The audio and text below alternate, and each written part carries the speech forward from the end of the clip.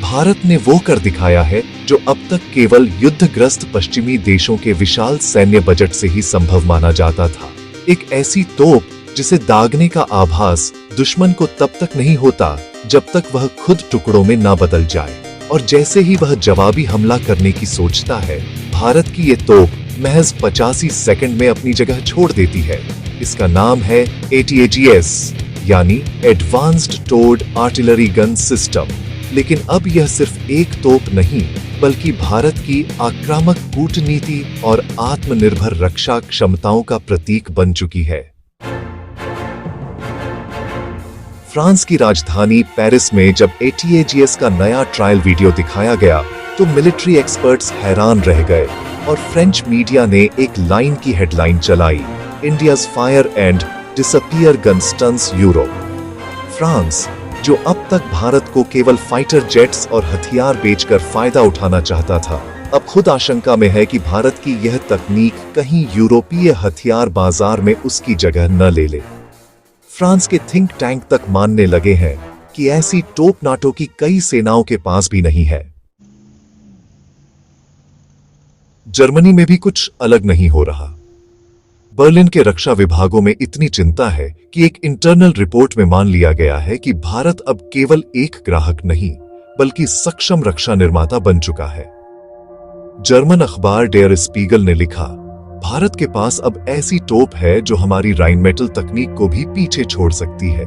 ATAGS की सबसे बड़ी ताकत है इसका शूट एंड स्कूट फीचर, यानी हमला करो और तुरंत गायब हो जाओ। भारत में बनी यह तोप महज 85 सेकंड में दागने के बाद अपनी जगह बदल लेती है, जिससे दुश्मन उसे जवाबी हमले में टारगेट नहीं कर पाता। इसीलिए दुनिया के खतरनाक युद्ध क्षेत्रों में इसे गेम चेंजर माना जा रहा है। भारत ने न केवल इसके उत्पादन को फास्ट ट्रैक किया है, बल्कि इसकी पहली रेजिमेंट की सेना में तैनाती की तारीख भी तय कर दी है, फरवरी 2027। इसकी रेंज की बात करें तो पारंपरिक गोले के साथ यह 35 किलोमीटर तक मार करती है और बेस ब्लीड गोले के साथ ये रेंज सीधे 48 किलोमीटर हो जाती है। भारत अब इसमें रामजेट तकनीक के गोले जोड़ने पर काम कर रहा है, जिससे रेंज 80 किलोमीटर से भी ज्यादा हो सकती है। यही बात फ्रांस और जर्मनी को भीतर ही भीतर झुलसा रही है, क्योंकि ये तकनीक अभी तक केवल रूस और अमेरिका के पास थी। DRDO और भारत फोर्ज की साझेदारी से निकली ATAGS सिर्फ शक्ति का प्रदर्शन नहीं, बल्कि यह दुनिया को यह दिखाने का माध्यम बन चुकी है कि भारत अब रक्षा उत्पादक बन चुका है।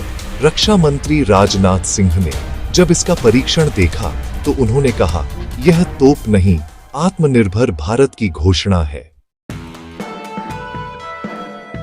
इस तोप में हाई टेम्परेचर इलेक्ट्रॉनिक ऑनर लोडिंग, ऑनर इलेक्ट्रिक ट्रैवर्स और लेवलिंग जैसी तकनीकें डाली गई हैं, जबकि नाटो देश अब तक इसे हाइड्रोलिक सिस्टम से चलाते हैं। भारत ने एक ही बार में तकनीक, लॉजिस्टिक और ऑपरेशनल सुरक्षा तीनों पहलुओं में क्रांति कर दी है। यही बात फ्रांस और जर्मनी के उन रक्षा ठेकेदारों को अब चुप करा रही है, जो भारत को केवल एक पिछड़ा ग्राहक समझते थे। ATAGS की ताकत केवल इसकी मारक क्षमता में नहीं, बल्कि उसकी लोकेशन फ्लेक्सिबिलिटी में है। इसे लद्दाख की -30 डिग्री और थार की 45 डिग्री गर्मी में सफलतापूर्वक टेस्ट किया जा चुका है।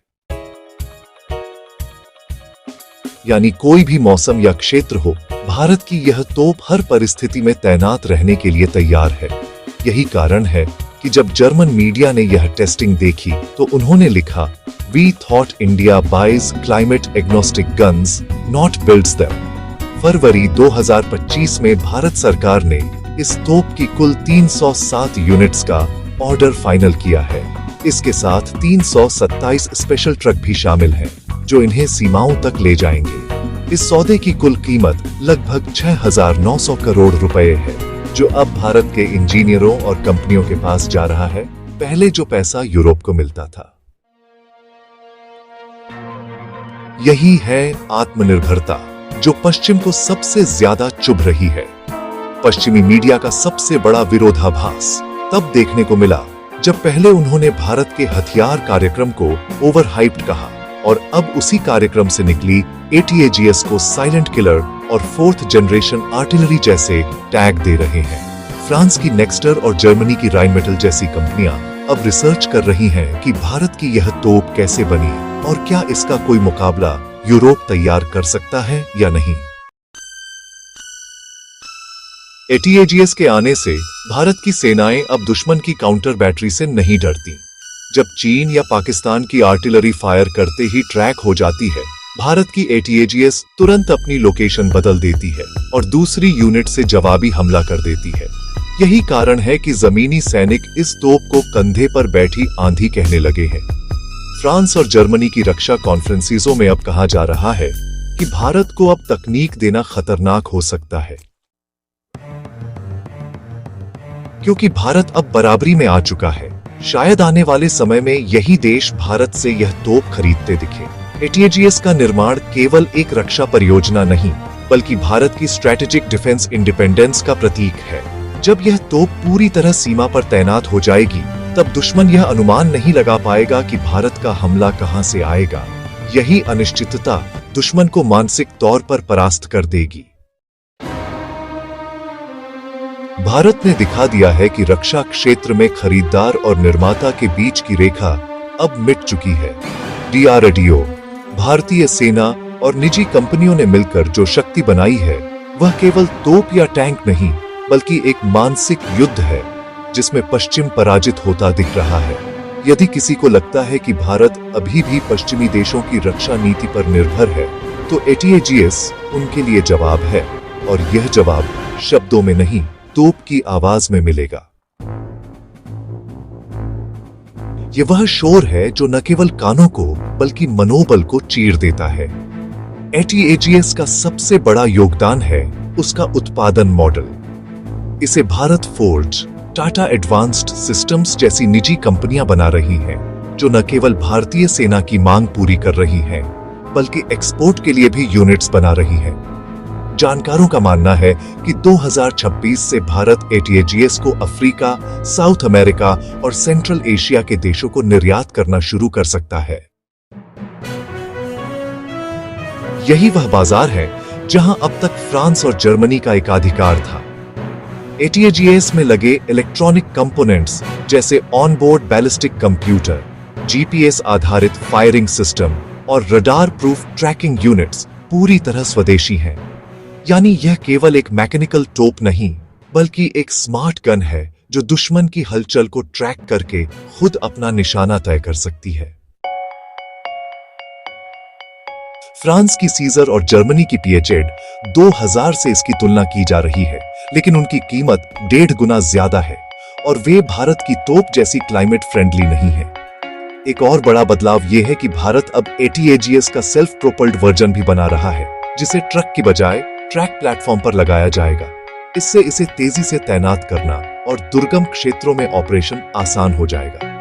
भारत का वर्जन पश्चिमी तोपों से हल्का, सस्ता और लॉजिस्टिक फ्रेंडली होगा। इससे फ्रांस और जर्मनी को डर है कि भारत उनके पारंपरिक बाजारों को हथिया सकता है।